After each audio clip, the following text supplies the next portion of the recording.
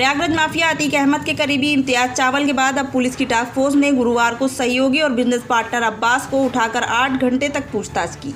इस दौरान छत्तीसगढ़, प्रयागराज समेत कई शहरों में करोड़ों रुपए की प्रॉपर्टी की जानकारी हुई है।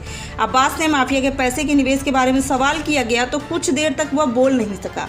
यह भी पता चला है कि अब्बास माफिया के प्रॉपर्टी डीलिंग के कारोबार का कमीशन देता था और उसके प्रभाव से इस्तेमाल करके आर्थिक साम्राज्य को मजबूत बना रहा था।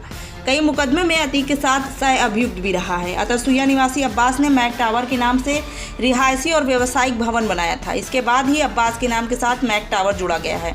कुछ साल पहले मैक टावर पर प्रयागराज विकास प्राधिकरण की ओर से ध्वस्तीकरण की कार्रवाई की गई थी। इसके पास सिविल लाइंस का रेलिंग समेत कई अन्य स्थानों पर करोड़ों रुपए की प्रॉपर्टी है। माफिया अतीक पर गैंगस्टर एक्ट के तहत शिकंजा कसने के बाद अब्बास का नाम सुर्खियों में आया है, लेकिन फिर उस कार्रवाई शिथिल पड़ गई थी।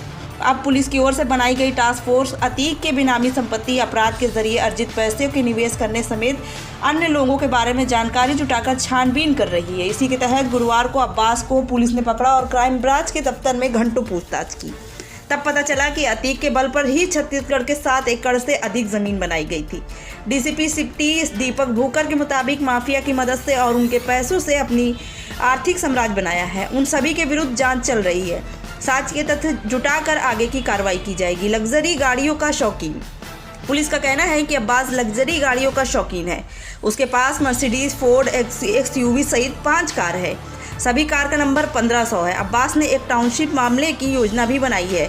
वह अतीक और अशरफ को अपने व्यापार की कमाई का कमीशन देता था, जिसके आधार पर उसे माफिया का बिजनेस पार्टनर कहा जाता था। मुख्य संपादक मोहम्मद ताहिर की रिपोर्ट।